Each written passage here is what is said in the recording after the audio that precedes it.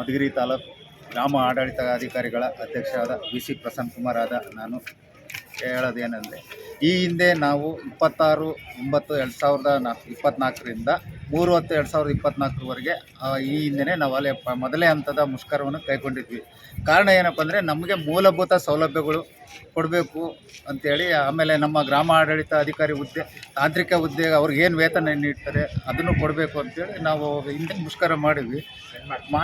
ಸರ್ಕಾರದ ಮಾನ್ಯ ಕಾರ್ಯದರ್ಶಿಗಳು ನಿಮ್ಮ ಬೇಡಿಕೆ ಈಡೇರಿಸ್ತೀವಿ ಅಂತ ಅವತ್ತು ಭರವಸೆ ನೀಡಿದರು. ಆದರೆ ಇಲ್ಲಿವರೆಗೂ ಯಾವುದೂ ಆಗದ ಕಾರಣ ಈಗ ಪುನಃ ಮತ್ತೆ ನಾವು ಈ ದಿವಸದಿಂದ 1 ತಿಂಗಳವರೆಗೆ ನಮ್ಮ ರಜೆಗಳು ಹಾಕ್ಕೊಂಡು ಈ ಒಂದು ಮುಷ್ಕರಕ್ಕೆ ಭಾಗಿಯಾಗಿದ್ವಿ. ನಮಗೇನೆಂದರೆ, ನಮಗೆ ಮೂಲಭೂತ ಸೌಲಭ್ಯಗಳು ಕೊಡಬೇಕು. ಅದಲ್ಲದೆ ₹500 ಪ್ರಯಾಣ ಭತ್ಯೆ ಕೊಡ್ತಾರೆ, ಅದನ್ನು 5,000ಕ್ಕೆ ಏರಿಸಬೇಕು ಅಂತೇಳಿ ಅದೊಂದು. ಆಮೇಲೆ ನಮ್ಮ ಕಂದಾಯ ಇಲಾಖೆಯಲ್ಲಿ ಇದನ್ನು ರೂಲ್ 6 ತೆಗೆದಾಕಿದ್ದಾರೆ, ಅದು ಆಗಬೇಕು. ಬಟ್ ನಮಗೆ ಬೇಡಿಕೆನ ಈಡೇರಿಸಬೇಕು ಅಂತ ಪ್ರಮೋಷನ್.